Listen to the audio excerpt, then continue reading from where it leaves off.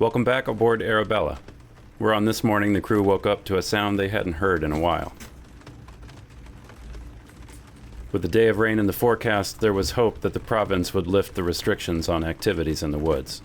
Until then, they would continue sailing north through the Bredor Lakes on their way to Sydney and very soon across the strait to Newfoundland.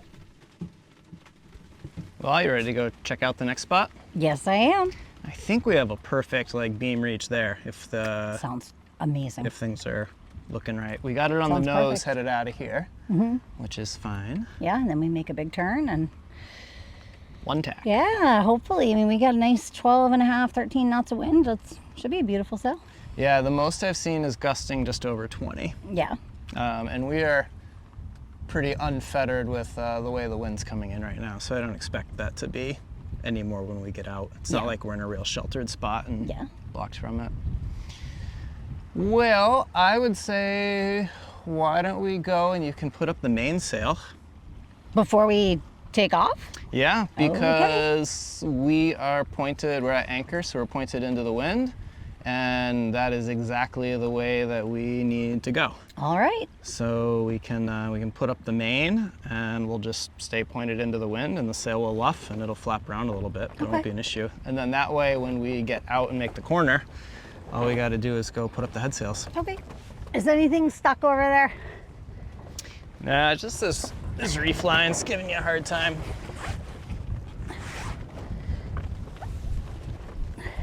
There you go. Now you're probably gonna have to start sweating. Okay.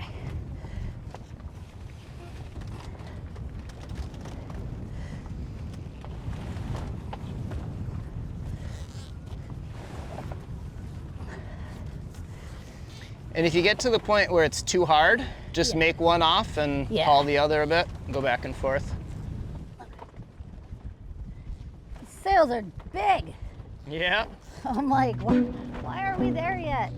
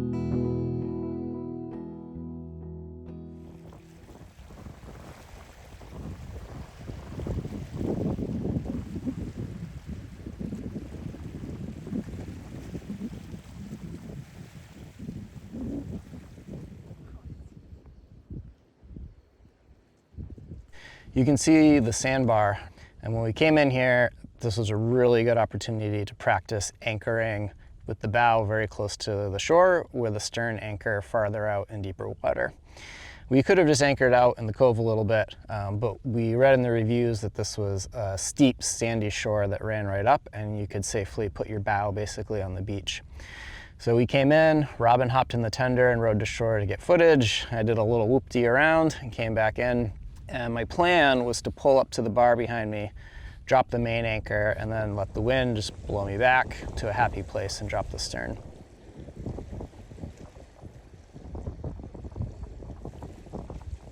I misjudged the wind a little bit. So as I was coming in, I was past the point of dropping the stern anchor, and I realized it was gonna blow me more of an angle to the bar, which would have been okay, not ideal. So I got as close as I dared, dropped the main, let out a bunch of chain, threw the boat in reverse, kind of angled out towards deeper water a bit, and dropped the stern.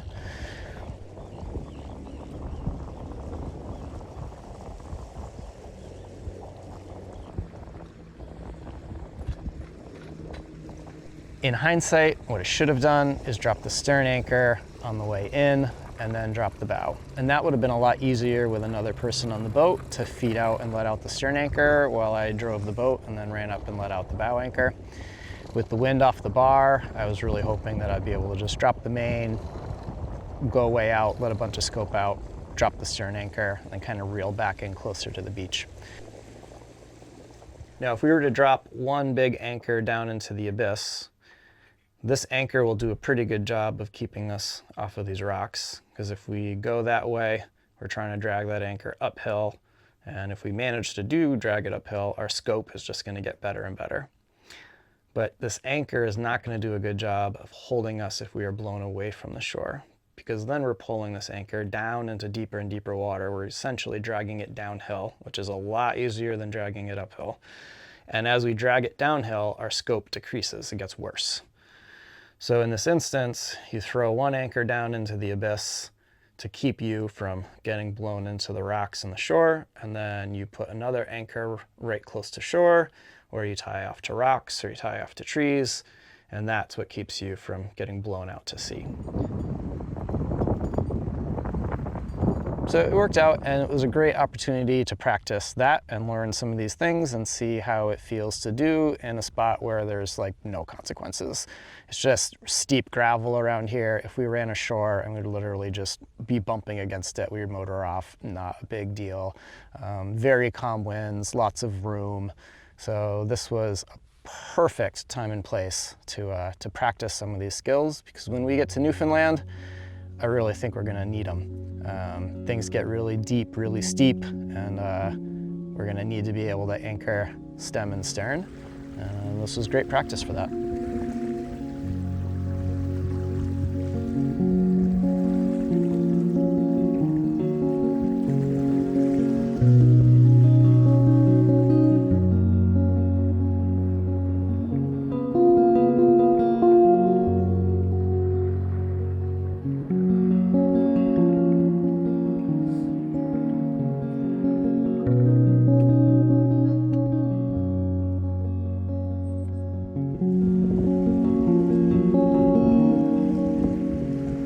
Since the weather was super, super calm, I just took the anchor chain here to the stern anchor from the bow roller and just used our anchor sling and threw it over the winch. We've had like 5-knot winds. It's super protected here. The stern anchor is just keeping us from swinging around. So that was fine. But now we need to get this anchor retrieved. So I've got a line here that runs to our winch, and then behind the back of the boat, and it's shackled onto our anchor chain. So that will let me take this off and transfer that line from this side of the boat to this side of the boat, and we'll be able to bring this line forward to the windlass and be able to use the windlass to pull in the stern anchor. Don't touch the anchor. No, so The anchor chain. we read that the water here is warm, and it is much warmer than Atlantic, and we were really looking forward to going swimming, but there are, at least in this cove, there are so many jellyfish, and I believe this kind is the lion's mane. That's what it looks like, And based on our extensive Googling. yeah, they said that there's 2 kinds in the Brodeurs, the lion's mane and some other one. And the other one's clear and essentially harmless. And apparently the lion's mane gives you a pretty nasty sting. So we haven't gone in the water because they're just everywhere. They're everywhere. Yeah. They're not, they don't stop. And this guy Got caught in our anchor chain. to be having a bad time. Yeah, he is stuck in our anchor chain for sure. Yeah, don't touch the anchor chain.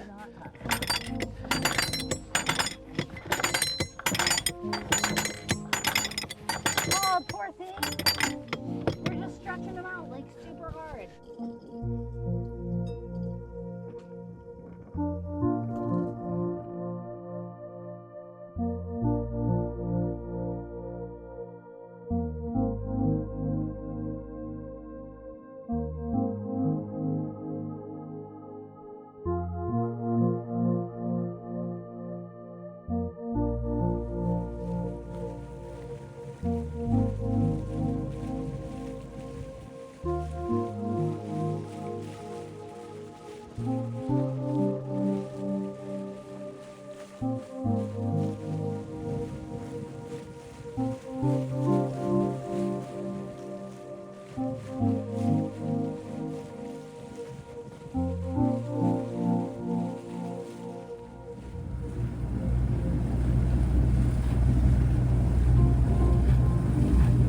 Well, you want to put some sails up? Yeah, let's do it. All right, go for it.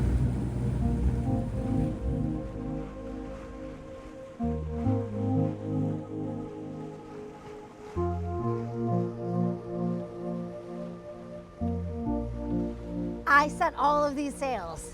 I set all of them by myself, and I think I did a pretty good job.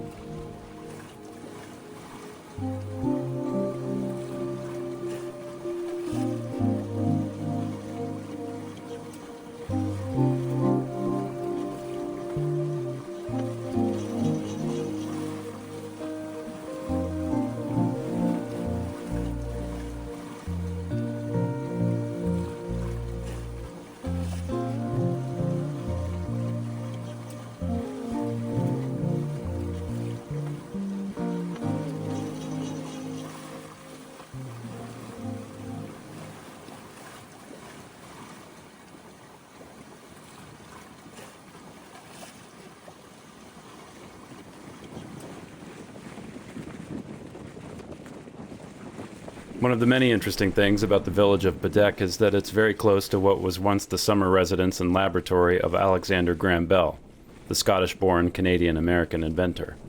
So of course there was a museum in town. After picking up a mooring for 2 nights, it would be their first stop the next morning.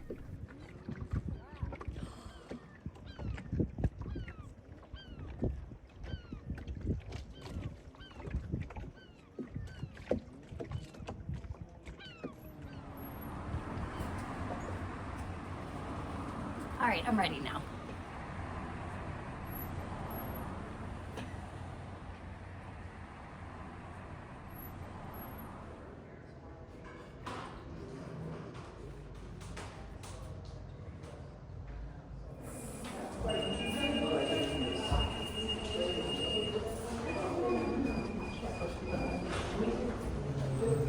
The museum had their fair share of telephones, as you might imagine, but it also housed the craft used to test his early hydrofoil designs. Bell had hired a local shipbuilder in Sydney to make many of the craft. Their fastest creation, the HD-4, sped across the lake at 71 miles per hour, or 114 kilometers per hour. What a wild machine.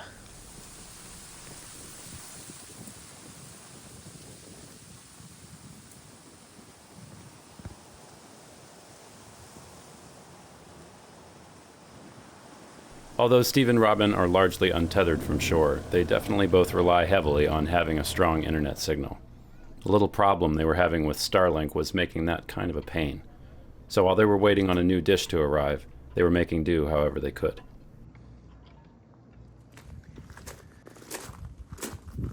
All right, let's see if my computer's still here.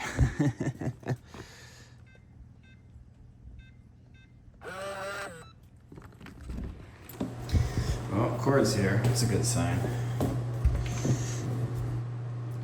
So this was my upload spot for the night. Starlink is giving us issues on the boat, and I needed to get footage to Ben, so unplugged my computer in and left it locked in the bathroom in the cleaning closet here for the night, and thankfully it's still here. For planning our trip through Nova Scotia, this CCA cruising guide has been a huge asset. We were at Pellier? I don't know. Let us know in the comments how that is pronounced. I'm so bad at this. But this is where we came in and just about put Arabella on the beach, right here on this little hook. So came in around the corner, a beautiful little spot. And here is kind of a similar looking boat to Arabella. And you can tell the kids are standing and the boat is floating. It drops off so steeply. This is the harbor at Baddeck. And we came in and we have a mooring here with Baddeck Marine. Gonna hop some showers and do some laundry.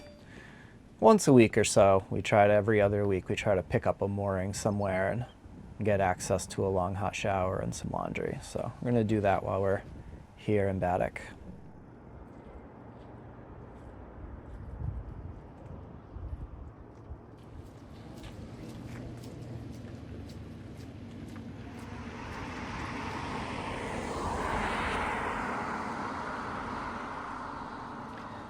I love these old buildings and the detailed stonework. That's so cool.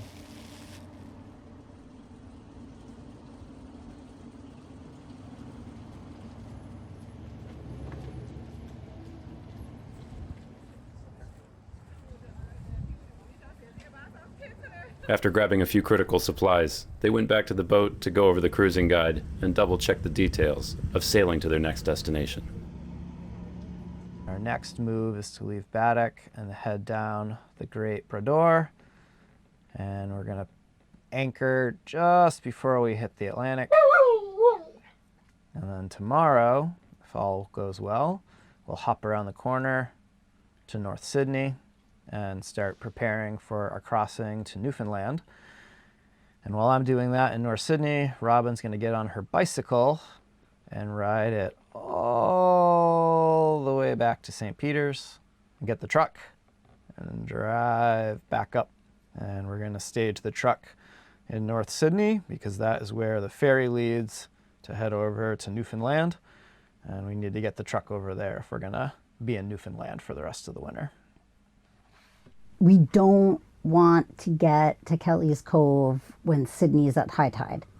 Correct. So Okay. when Sydney, according to the book, when Sydney, the easy way to remember it is when Sydney is at high tide, you have the most flow into the Bradors. Okay. And when Sydney's at low, you have the most flow out. So flowing out, we're not worried about so much because we're going to be going with it. And the channel's pretty big and wide. So it's not like we need to really worry about flying along with the current. But we don't want to be bucking it because it can hit up to 4 or 5 knots, which we ain't going to be going fast if that's the case. Yeah, no kidding. It also says that a very confused sea develops at the northern end narrows when the current is contrary to the wind. Yep. So you gotta watch for the wind over sea. Wind over sea, classic steep, nasty waves. And then to North Sydney. Yeah, and I think, I already talked to the yacht club there, and it sounds like they'll have a spot for us. And Oh, right, because we're also shipping all of our stuff there. yes. That's right. Croissants are better warm. Oh, so much better. These look delicious. We want to eat them just right. Checking their phones after breakfast, they saw the notice that all restrictions on activities in the woods had been lifted for Cape Breton Island. They grabbed the dog leash and wasted no time heading ashore to the closest walking trail. Oh my goodness, this is my favorite one. Look at his shell, he's so pretty. Oh my god.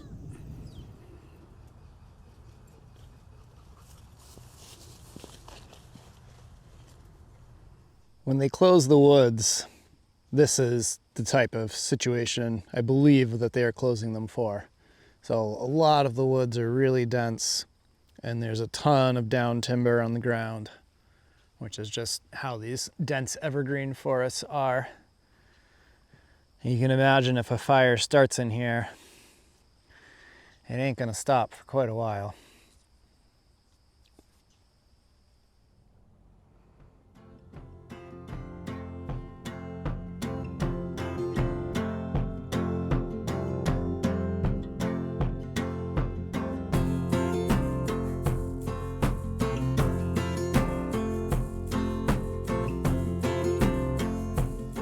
Smells so good. Yeah, it smells like the woods. The woods after a rain.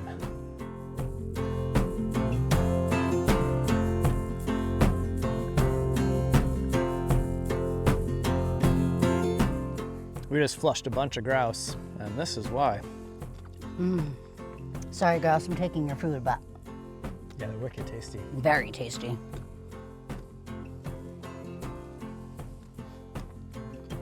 All right, one more and I'll leave the rest for the grouse. What do you think? Should we take the shortcut? Absolutely not. No? No. Robin's not about shortcuts. The long way or no way? Long way or no way? Can we make it double long? An uphill? Yeah, please. Both that ways? sounds great.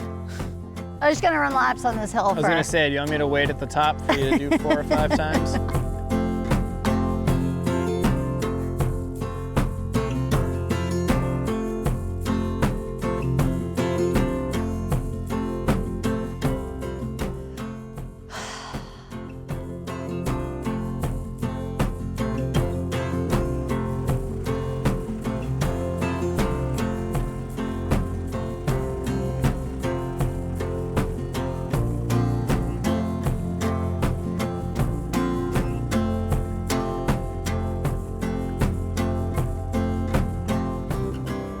Next week, Arabella leaves the lakes for a short stay in Sydney before making the hop over to Newfoundland, where Steve and Robin are excited for some real and rugged mountain adventures and a one-of-a-kind experience overwintering on the boat.